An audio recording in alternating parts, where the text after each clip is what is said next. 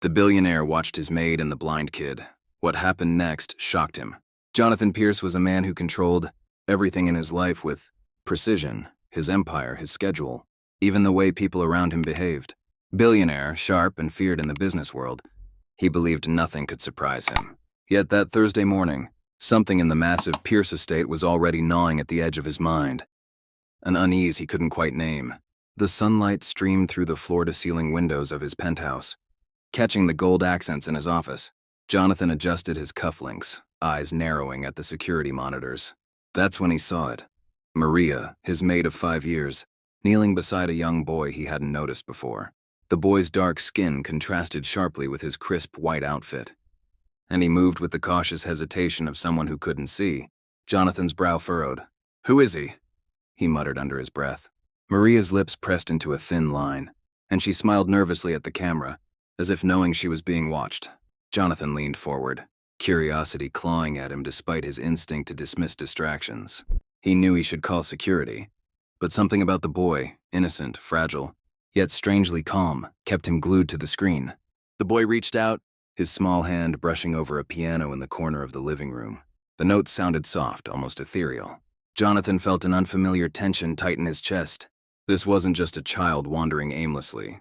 The way the boy's fingers danced over the keys, despite never seeing them, sent a shiver down his spine. Maria's eyes glimmered with pride, and suddenly, the mundane act of teaching a child to play the piano felt important, powerful even. He leaned back, his fingers tapping impatiently on the armrest. Billionaires weren't supposed to feel this, but he did. Something was stirring in him, a mix of intrigue, suspicion, and a strange, unacknowledged admiration. "Maria," he said sharply, though only to himself. "Why didn't anyone tell me about him?" The boy paused, sensing something he couldn't see. Jonathan's phone buzzed, pulling him back to business calls, stock updates, and endless emails. Yet his eyes kept flicking back to the monitor, where Maria whispered something the boy didn't fully understand. Yet he responded with complete trust. Jonathan's mind raced. Who was this child? Why was Maria hiding him in plain sight? And most importantly, why did his heart, so used to controlling and conquering, feel like it was watching something miraculous unfold? As the minutes stretched, he found himself leaning closer, his earlier irritation replaced by fascination. There was a lesson here, he knew, one that no boardroom or stock chart could teach, but what it was he didn't yet understand. Before he could move, Maria's soft voice carried a line that made him freeze. "He might be blind, sir, but he sees more than most ever will." Jonathan's jaw tightened. A chill ran down his spine. Something about that simple sentence felt like a warning, or a revelation.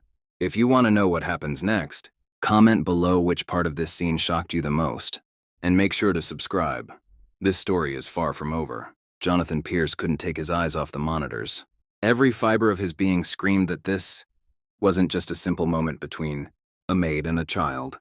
The boy, whose name Maria finally whispered as Ethan, moved toward the grand piano with an ease that defied reason. Jonathan's assistant had called minutes ago, insisting he attend a high-level board meeting, but he ignored it. Something about Ethan, about Maria, demanded his attention. And then, it happened. Ethan's small hands hit the keys in perfect sequence, a melody so hauntingly beautiful it seemed to echo through the empty halls of the Pierce estate. Jonathan felt it deep in his chest, a combination of awe and disbelief. This was no ordinary child.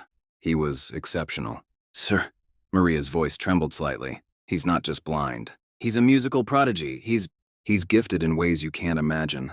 Jonathan leaned in, heart pounding. He had always believed talent and intelligence were the products of opportunity and money.